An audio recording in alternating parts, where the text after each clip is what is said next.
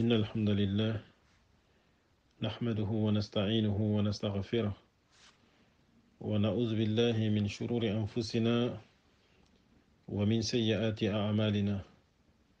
من يهديه الله فلا مضل له ومن يضلل فلا هادي له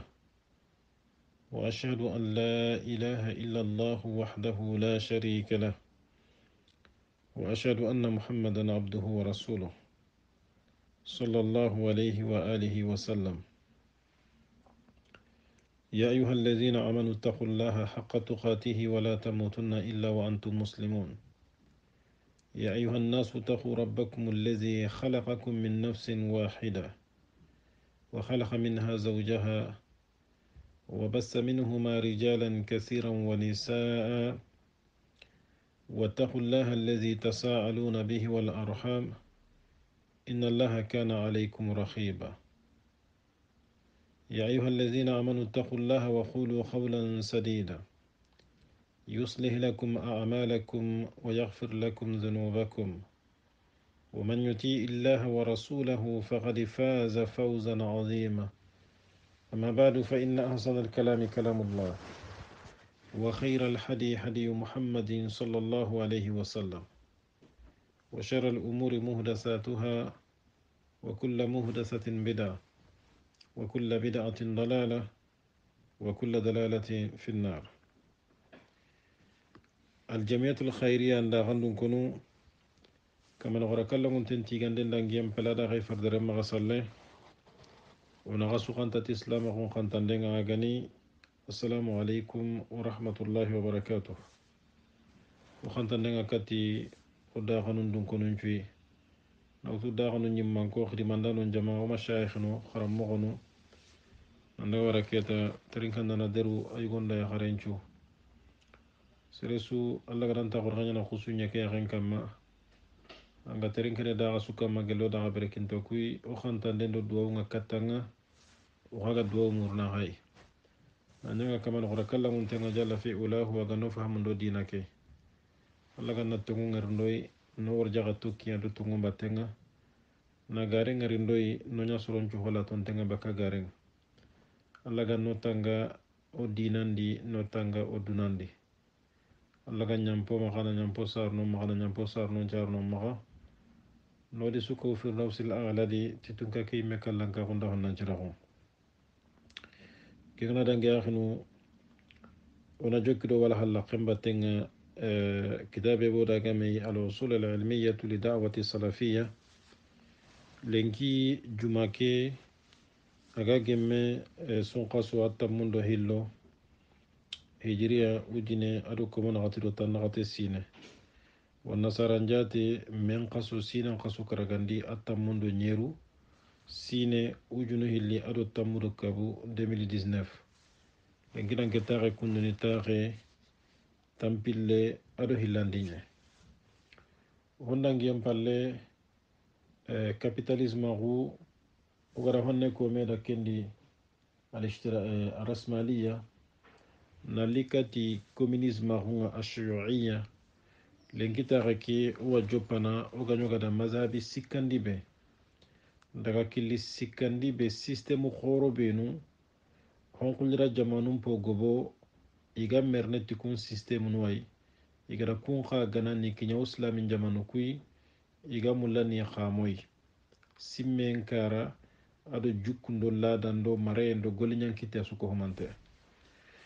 ke mazhabi sikandi meni al-ishtirakiyatu shu'iyya kengani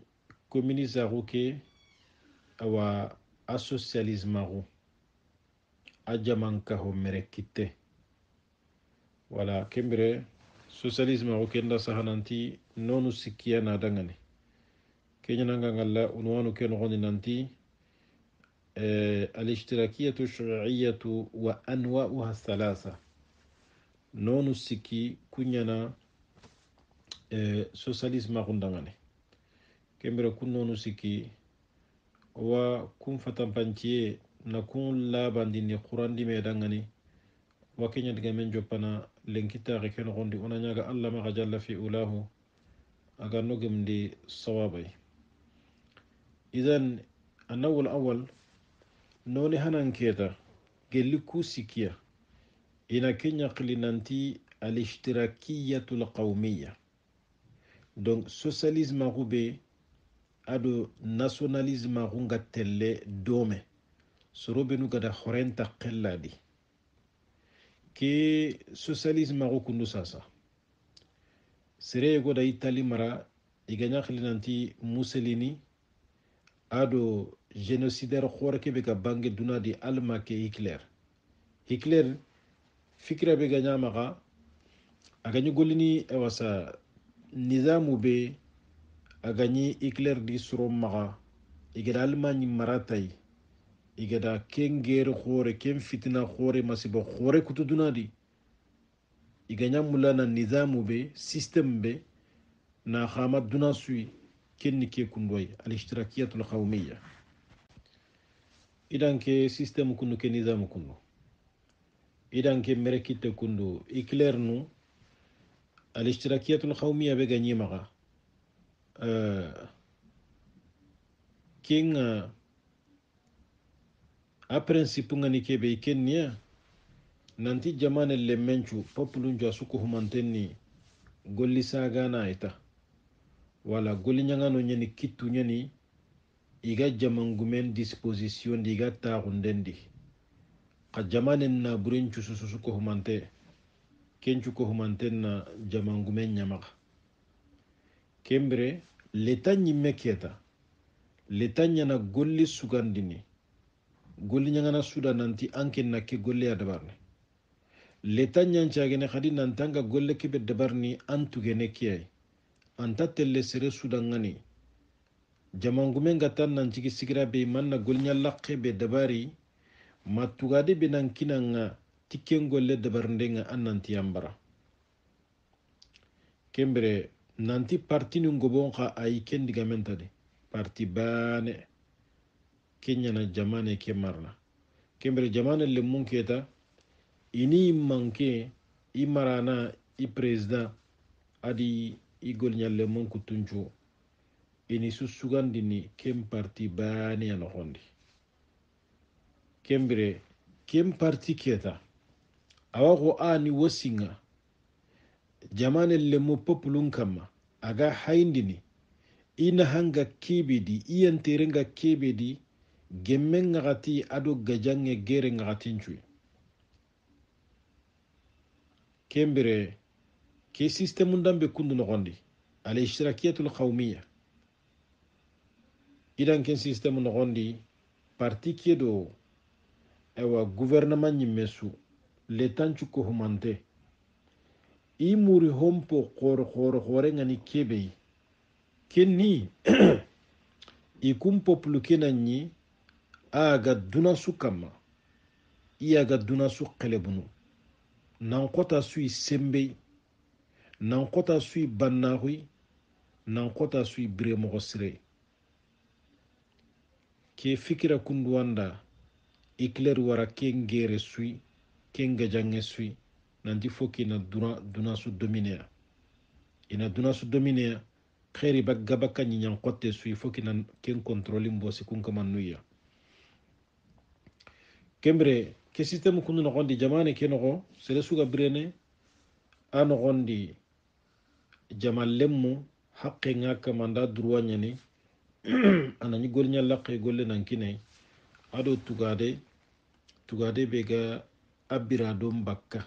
araga birandine kembere haqqe ngada ngani awa kebe agada kita gelli golinyan tugade abira dom palle gella kana katuna qobo duda qobe hobe aga wutiniya serenda ragarni kandi na dumun na hatai ko kompodu nyoku ado kentanasu qa bishart an yuwaddi ad-dara'ib al-mafrudata ana nyagas lempon tugana lemponu benu gouvernement agi wajibini jamana lemun kama kenca budangani keta naburugumu ke système ndambe nogondi kenka ho nogondi kunyitinia nanti letanga sagalle beroni kunka manan qoto buru yaquluna inna tilka ad-dara'ib as-sakhila وكثيرة وإن تلك الضرائب ثقيلة وكثيرة حتى إنه لا يبقي لهم بعد أخذها إلا قليل يعيشون به. نابرغم غاتني كين غاتيا نانتي كون سغالو بينو لتانغا نيا تاهونيا كي سيستم نغوندي نانتي سغالو قوتو نياني علي كين نانكاسا هيدا مغبرو ميغا كويني نانتي سغال نقالسين بوغو حالي إكتاون نغوندي هوي من تغا توقي مغا كبرغي برانديني كيميرا سروني كينا كونو نابرغمو kembere inya ko ri nanti ouvrier no gol nyanga no nyimme al hala nan pesikunga tellement que letanga aga lemponge benga aga taxunia aga lemponge benga aga taxunia anda wara gelli yere ani na burugumu bannanu ka hon nogondi ide socialisme nta gemme abada socialisme ko principe ngani kebe kenna lemponya kasa hondi na buru goragumun kama mais ogara système hana kebe gara rasmaliya capitalisme ko kenniya nanti hoga kubunu magana kunga di tranquillinga ina bure kenan tallangobo agana hoga kawana lege sere me daira na kawana bosi miskino nye qabanna nun kuna kunga la ina buru investi ina ewasa gollen kere ka honna gondi ogana to na lempon ka zawandi ka masu ira wiyo kun qorno ga tele goli jamane tanay ki hanke wa occident adalla geli siècle dangin de ke joparu annawari kembere ke kunduwani golñankitenga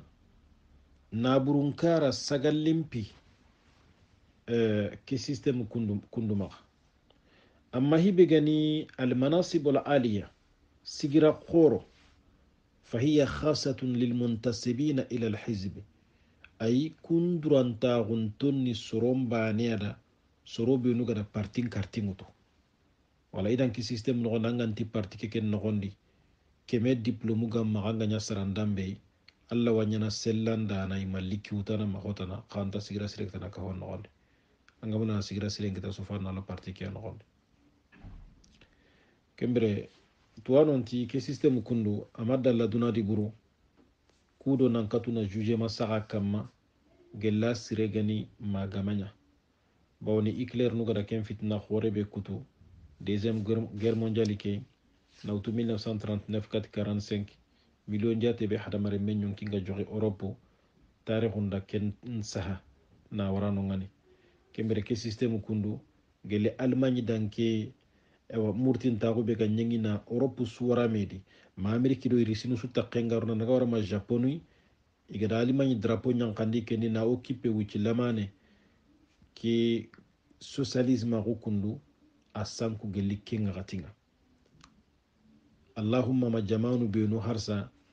ewa jamanu tananu ko arabin jamanu yogonu kunyi gara système kewtu igani ga fasine nankawa almani danken sembei angana libinu do iraq no jamangobo wakati dangin to ku manko benu ganyino inyi golni tiken système ndambe nandaga wara misra imme nasar ganyino marna wakati be golnyankite be ganya maka ado kudanke golnyankite suwa nyi gambana kengana dangi keta ki socialisme agu ma communiste agu a socialisme agu anoni hillandini kannan khay iwa keñaxili nanti alishtirakiyatu demokratiya social démocratie a parti gobowa ewa europe sasa yugonunga merne imme wakati gebe كالتي عليها حزب الأمال البريطاني الحاكم هو لو بارتي ترافايست كيبغا مرني انجلتير بو انتهى كان دي ساسا مي إذا انجلتير مرا كيمبري كيم بارتي كونغا كيبي كما كينيا سوسيال ديموكراسي وأحزاب أخرى في فرنسا وإيطاليا وألمانيا وغيرها أدو بارتي نتنانوي كونغا فرنسا دو إيطاليا دو ألمانيا أدو كنتنانوي جلي جمانو تنانوي donc socialisme hunga parti nunga kuha nogondi iga kenya kama وهذا النوع من الاشتراكية ليس فيه استبداد ولا خنق لحرية الشعوب وإنما يبنى على الدعاية ولا يمنع الملك الفردية لكنه يوجب أن تكون المصالح العامة كالمعادن والمناجم وسكك الحديد وما أشبه ذلك ملكا للحكومة التي تمثل الشعب. ku ke socialisme go kundo a parti khoronga Europe lenki iho goboga merne dictateur go duranta kendi ay parce que kunna démocratie système nu nyana gondi nantina hadamare munga na sitieri kamani liri ni hora gumbosia ikunta kenkam wa inama yubna ala diayati ikun pinchu bazente na propaganda nyakam donc na serem mara e nkaba oga dangi kebe halle communiste agunga barai kengani propriété privée nanti dudan khallen nani serem maga ikunta tini bermanda kenkai lakinnahu yujibu an takuna al masalih al amma khaganta ki socialisme agukundu a wajibindini ho gani intérêt général yai munnaha naha logon tekka hon nogondi kal maadin ko gidi khalasin tonku mujama nga bakkan no khunu bene wal manajimi ado mindornu kange nga bakkan no khunu bene wasika kal hadid ado wa trengarayu chemin fer nu dagana wama ashbah dhalik ado kumme khawaranu ko compagnie aérienne abio wa compagnie nu dagana ki socialisme rumaga ki sukku humantin nan qawana ni milkan مرهوي للحكومة gouvernement كتندي التي تمثل الشعب كم بيجا بوبلو نريبريزنتنا فهذه الموارد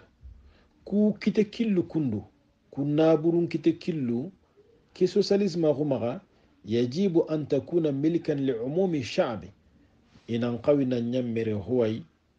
جمان اللي منجوغا كبيدي إيغا لتانيا كتندي أغا جمان كي قولينا نتيا intérêt générali ka hollo eke munna halogonte jamane le menchu susuga kapaki bedi ho jare kanu siginde masalan ado kharallanu cikinde ado jinya ko bagande ado kurado fofondambe wa ka hongale hinay ke socialisme rumaa kembere ku hinda mugana kite ka honno gondi petrol do gaz do hotana asuna khawalle tanya kitende la yastabiddu bi istiqlaliha fardun wala jama'atun serebane majama ganta telle awa kin durallaga nanya dudangani dudan khalle ikumba nega duna hanati kenga agati ka holle men kutenchu كي سوسياليزم هنا كينيا كما لأن ذلك يفضي إلى احتقار بعض الأفراد أو الجماعات مقدارا كبيرا من الأموال والممتلكات على حساب أبناء جنسهم كينغا نانياسو نانتي خو كابيتاليزم هنا غير مغوبي nanti leta lagaruranta na burungolle di khogada kengeri halle mogobe iti kenga tinga leta ngana entreprise khoren chuga ga privé nunga kembire richesse be na burebe ga jamane nogondi keta kimpatilinya monopole nyei sara dantanto kitundi ma jama khere khere dura jamane kin na burem pankanju hanyana kunyamaga jamane kimbere honku tenju hanyana kenyamaga nani populun kutenga paling paling di bateng bo capitalisme ko nyaa ni ndi Europe sasa ado Amerique so korna la hala ki hay ke digame kundu khotte ngadi to ngadi anga sere bane nyini lengi na buru jurabe ga sakka akontunga anga na miliyari hadamare mekko hume nyeke ya renkama na kunka manususu khallunka hume akemba na mpuni anabure parce que soronga dunad lenki kunni million jatu haramere bunya komo hilimenta kunji banundi bo anda sere bane ni il est multimilliardaire bo capitalisme ko nyanda kenda bari donc socialisme ko ngaken kontrunga nanti kesa pour que na king éviter fofo gani mun na hanta ga ko honno gondi an khawa letanya kitende ima sere kabade nanti ko nyi mena ngoli na ho murududa non socialisme ko ngaken kontrunga par contre wo gana entreprise publique ya na gaga privé nunga iwa ken contrôle kempan kempo gebe nyingo maga françaire à droite na pouvoir nga ana l'état société no nyogo privatiser ni gaga privé nunga gauche gana pouvoir nga socialiste nuku ina ile société nuku nationaliser ne na nyille khobono kati l'état kontunga François Mitterrand a gagné France en 1981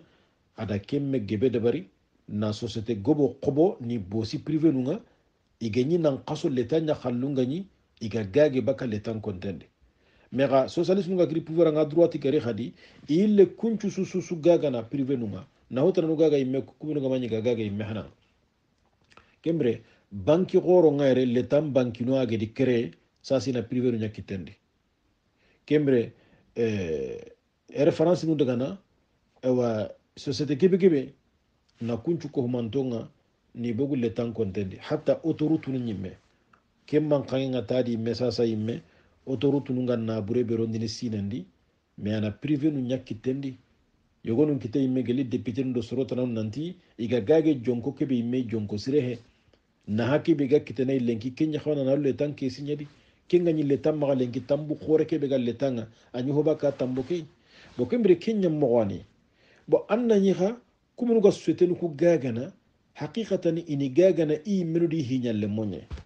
har kebe mega mere ndiko tabe khobe ke ga nyana agama droit na action khobo awa bakkado halle nan bugu na lo seredi kenka manga action khobo na kenda bitendi ananya a halle ne khay meto gontarne kudo maga akize nanti ada favorisme ko dabare mara hotana dabare bo ken nambara na dura izani socialisme ma gunti keta pour que ken na ken tu évite kun société no suko manton nan khawa igale tani me kitende bawoni kanuranga ni kebe ko gada ko mo be iti وبذلك تنقسم الأمة إلى أقنياء طاغين قد تفاحش غناهم وتجاوز الحدود itagana kenya mogodi keta kundu kun khairi khoro benu ma société khoro benu le tan khallengani igana ga gagani privé nunga anga nyini bannanu populu nga tagani catégorie nu hilya banna khoro kullagarni yada i fortuni nga ina buringa aga dangin haqqi nyimede wa fuqara'in mudqi'ina qad tafahash faqruhum فهم في خاية الذلة والاستكانة لا رعي لهم ولا كرامة موطوعين بالأقدام أبيدا أرقاع ليس لهم إلا السمع والطاعة إتكين برادو مسكينو بنوغا نينيكيتا إيغا فقارا هندي إي لغي مغانتو إي فقارا كيغا دانجي حقندي إيغا لغي مغانتاغو أدو نقاتي نغندي أراي منتي مغا dorontagun ti kamma sorongi dampunu nantridi ko mangana anga serenya na bo anga ta jatene serei mai kenya manan ni ko awa kama nga sakanya ranga terna kama kama tanto hunu nanti kembri wa miskino nyana ko komo igilli kullonia kembre ho honda benta qidanga ni keta maganta mugi adu nyamar khambatiya wala angana occident pay lengi haqiqatan hadamaru muko ho goboyna kemmo wani إتي وذلك ظلم وحيف في نظر الاشتراكية الديمقراطية كمبري وذلك ظلم وحيف في نظر الاشتراكية الديمقراطية كيبغاني سوسيالي ديمقراسيا أكينغري مغوني نانتي كي كندو تونيانغي يعني أدو تلومون تنبالاغو لتا بي جماني بيغا دونغيني كينغا كون سوسيتو خورو سو أدو خيري بيسوغا بكا جماني نيان قوتينغا أسورا غاغيني بريفي نونغا sarabanan banangu ma jamakuhumantu dantanto kullaga kenyana dudan khalle ikunga miliyar ngebegeben kapame nani jamane ki majorité nciren cukunga miskina hun nogondi inarinya keta ku bannanu kitundi ini lukulli ya fofo gallingi da ina wurndi kama intaho bakadi iti kembere kenni tonyanginye tonyangunde nyana do telon tambala kembere ke socialisa ko kunu nanti parti nun nangobo jamane nogondi gi kuncho xini mais ta ken contrôle de bawni ko gada ko mo be ina démocratie système nogonya di inti principe nun chankini ti force do hankay ina yana ti propagande kiyai ado na soron convaincre srebe igeni i haklara hono ku gaganga angana karitia angana dunge anni parti karti mutu anna kahiya kembre inta liberté contre simme karay sondon tepe golle déplacer jamane nogondi ko communisa hunga ken contrunga bo kembre socialiste hunga anta ken contrua ken mogodi wala anda wari iku ngol nyanki tempai ke kundwa كمبري ولما كان هذا النوع من الاشتراكية يبيه الملك إلا ما تقدم استثناؤه برام بكيتا ke none kundu ganya gelli socialisa khunga aga mere ngaga dagandini dudan qalle nanyi siresu magakka hondi maganta kibi bane aga bagan qalli bakkai halle ho nanti khair nu benu ga bakka jamane nyinya qotenga kunnan khawai kontroli mere ngalle tanyi mema khawfan min at-tafahushi min tafahush al-qina wa ta'azzum tharwati kembere kanu gelli wannagu ana maga dangi haqqendi ekar qor ngarno miskinu ndo hogumon naga kenya na kamana nyana kana sasa system biga dunad lenki na burungol lenki le economy nga gere na mogobe dunad lenki kota suga di ho antallanke ni bannanum banna khunga me ga kota suga di ho anke ni miskinu miskina khunga iri bangol nyalle mahunna kenya sarana na tambol lesrenga na hoso akaman kamma kingarni tikibe kinnya na miskinun talla miskina gundi na bannanun talla banna gundi bawni bannanun ga golle kibe sasa kundu igol nyalla kiya kibe kinnya kimbane heti kun kitede i khalsi jura kibe ga sakka soronga tambo mutuna nyile hosaka kama ken khani da kite ya khadi bokunu ga tambo ki utuna hoso tambo ki kama ha nya liku hillai angara tambo ki utuna rampa jun taranna kentuga ina enter tana saka kama na ile ken khatu da batenga kimbre kinna huwa tallanka panken kungonga kembere ke system kundu socialisme ko da ben damari na lemponu nanti kunnan tuge lemponu kuniro mekamba na lemponya tranche ngebe gebenga anke nga ke hakka kitana kasondi anke lempon nan khawake masinandi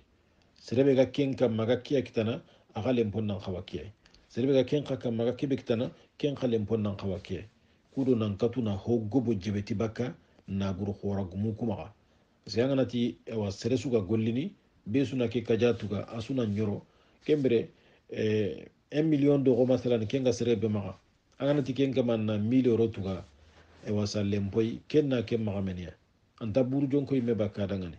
amma serebe gana masalan kenga manga simiki nyawtu nanti kenga man kana ke 1000 euro bana ne atuga taban telon ta kendi wala haza yigada lempon tranchinu lo mekamma seresu gadi anga kebe kitana allem ponge meankite ke haqqenya yogo adi meanke nga kibe kitanaro likibe ganga inda lempo imeta hunanga inati banke maduran lempo tuga au contraire anke nan khawanan de medua dinan tana hobbo sankenga bo ken karay ken système telemonta hunga di socialiste hunna gonde kembre itiya ke dabari kudo bananu ko harsa homma ke hiya de nga adi khemprandanginta hunga miskinon kam ma khoga koni halle nan dangi mo الله يمنع كينكو قرآن دي كلا إن الإنسان لا يطغى أن رآه استغنى ولا حكمة خدي سرنا كتا أمانيا الله نشري مؤمن الله كننا وانغا ديغا بدبرني انغا خمبران نغين تاو بدبرن سرون كما أو كن نغين تجن حقن دي ولا كي كندو إتي كي كندو نحل خندو كي كان باونيتي فرجل الذي يملك معامل أو مزارع أو متاجر سربي غنا ساكن واغا كل كانوا إذن مرة ما سوغانتنون نا خلي ما كوميرسين تشونا خلي يعني بنا خورين يعني كو هو خورو غنيا لا كو سيغرا خورو وما إدي سربي غنا نيهوغو ساكن أنني إذن نما سوغانتي خورو نما كوميرسي خورو نما كمبري تحتاج إلى آلاف الأمال nanyaka kadi adan ko gurnyalla ka khoro kundu iwa hata gini kata wujinin jaton churonye gelli gulnyanga nonga kimbre labudda an yafrida iradatahu ala ulaika al ummal ti wajibi nyani keta kim patron khore multimillionnaire ke ma milliardaire ke hada maram be suga gulina ma anga sueten nyogonu nyini 20000 salariés 100000 salariés ke me wujina hada maram groupe khoro nyogono adi kencire tuga golin no ngani bo kencu nani patron bane kiyani ati kembre kem patron khore kundan nani ana ilungu ngurndi ken hadamare mesuka manantiga kibe ira muriye anira muriye la sukama fala yastati'una an yantakhibu ghayrahu idha rashaha nafsahu liyakuna na'iban fi majlis an-nuwab mathalan itibo kem patron me ganati ke wa president ne député ru misere na assemblée yala ay megol nyangano ku kemeki wujinen pada mare mebe ga golina maga sere wakti no kundi ba nangote ya kontrunga nangote sere tana dangani socialisme nda Kenya ko nanti kisu sababu ndangani dunge na maganya sere bane kite nga kasa hono nandangi haqqandi ka honno gondi masara dantan to ganyana ka honno gondi ka honna burenchu awa asu concentrente nga kunya kitende kembere amisale nga ko gakka hokke mewtu otajinga ikumbani asagonna lindabare haragana khempe bani kunu ga gollini maga iganati kebe kullanta kencu waxene i menu gani xannen bagandiro sigira summundundenga kunu ga gollini maga haragana ñiga tuwa nanti kundo sigira kenta xawa iranta watene idangani iti wa hadha yatanafa مع تحقيق الحرية وإقامة العدل والمساواة التي يزعم كمبري iti ke kundu hinu ngana kenya mogadi kundu ke do igara liberté be ko do i démocratie mbatenga kellan ta kitene igara telengon ta ko be ko da batenga kellan ta kitene igara égalité be nyoralle ma ko be ko da batenga iga kebe jamunta kono nanti capitalisme hunga ado système kebe gari awake su ko mante bonon dinia kembre tare mu cem parni gilo na lenki digame ona sigindire alla gana tariya taren ko inshallah ta'ala anga nyini capitalisme nun kha igada socialisme nun jabi ken ko gone nanti sabab be ga sigi igaga madunge nanti na sembe nyaro ewa jamanen di na jamanen naburencu su concentré a kittendi capitalisme on kada koy nanti lebu nga ken kay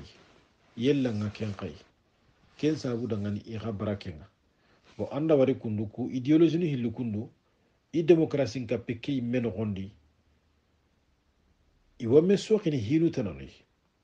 fi mi sotanano iga me sokhini dia mega socialiste ku à gauche khare ya khema France parce que ku afriki o jamanu ku igara système no benu tuni dengeno sasa kundu haqiqatan ina kapan ina kamana susu ko manten copier baka France ko système nya nokonde wala haza ko diga mengo bonni France kam ken betin an dokko birene France rede kin niya nanti système ko be ga France re kundu kenya ngane na denge o haban jamanu ku islamin ka hono kulenki iwa mulana slama gumpo ho sankundi bakki no gondi na yaranko système ki adengeno o kembro ga diga munu kati serebe nui kun suro heti yere biranon banai kubunu ga birana afriki imme iga khubena demokrasi khibare kidi mina tuwa ina fahamu kibe ga gagiya nasim maserenga ne khobe hon khobono ngan kharsillo no hondi manna tuwa nga kebe khobono gillanga na dan khana khobira be nan ta jere khobe alle hingai anga na khobo arawan nahana anta tora kitanadi kimbrana khalsilladi mesren tarni sagandi kununga nantinda jonko di hongartani nin kitelin jiban na khobo akawa ko ki hindam be be garan gondi kundora di kello mo gadi ido demokrasi likatoy ido laïcité likatoy ido socialiste hulli ido capitalisme hulli ido communisme hulli ido fofo ndari katuna dimendo so gongo tuda batenga onta ya henye mengorno nasi moga masigo gore be no na kenya masigo no gonde wala hada sire suga dan nan khawanna kinu khukuna na faham mo kembere hanke be ga ku magada sakondo kem payiki socialisme ru iwa opposition dio iwa hankandi o pouvoir ngao ikum maga simbe nan kawana lolle tanyadi jamani munna hanta honchu akhi manta honchu khere ya khema ho ga bakan nyan kote nyawre kinchu nan kawa jamangu men nyamaga iti kimbane yana solution nga jamane lemmenchu raga munna hakitana kinga khagana nyabira be kita ga khobe privé nu nyei nangage société nu nyei kimbire kita ken khairi do ken naha ahanyana sarabana mbana ngwadangani nahai kimbire kun kamanu inari nya kita ihoguma kunna dangi haqqandi jamane ki kutenchu na nyi kumure iwama wuredunga kimbire kun ga kamundi keta ho hondari kunyeni sago ngurnini soron kutun kamma idan kedigame kundaro tongo khawade aro tongo khawa yoga capitalisme kha ko ngara ko mogobe igana ntina finchu to le tanki tendi na le tangul nyanganan ko bondi igada lebu yogo ngari kenga kara yogoi ogana re kenka kan dangana lawatini ken kana nti ken kan to munye kembere srella na katana mbugu ku hilli suko humantelli kammo bugore xempay dinan karanye o gana duguti kundiga mukui o wasagene kat islam xundo kande be gari kin kande baniyani solution nga pour que ku karo hillisu ho suru benu gidi serella gi wutu iganna hana hotana ganta bonnanga kebe gani ho burukui anna kuncagiya karabane sugadi ho suru nga maga ho buru nga maga me dina ke bane allana kumbakka medi odangani silama kundo akida sahante kebe gari silama kundo sharia noronte kebe gari silama kundo golinyankitte kebe gara ganta kasono abada silama kunya gada telengontahu ado fofo valere ñaganaga limanite maga duna dun konu maga duna di hogama giroga kono silama kunya do kencu gari silama kulliyen kane kin fo ho tagumancima ñekki yaxen kamma kullan hadamar men tununa allah baga allah be gara hadamar men taga hadamaren min jemunga kibedada kheri ada toranga kibedada bone kullana kintununa allah baga ma kullana hinnene allah komonga na allah baga la ilaha illallah laga no kisino tanga kembra khno lenki diga men cikindire allah gana tariyata on koy so sali sa ko kedanke noni hillandi kundu ona diga men kutenti mandi ona rikati noni sikandike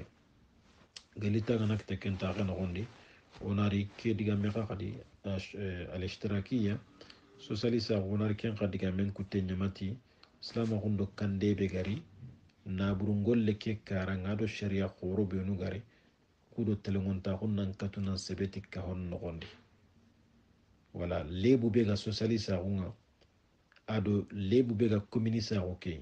ado lebu be ga capitalista okay angarni kencu ko mantem fahamu islam ko ke kharamunde nogondi islam ko ndo enseignement be gari wala lenki diga men cikin dere xana ko magati diga me taxe mu cengi len wa akhiru dawana alhamdulillahi rabbil alamin wa sallallahu ala nabiyyina muhammadin wa ala alihi wa sahbihi ajma'in wa assalamu alaykum wa rahmatullahi wa barakatuh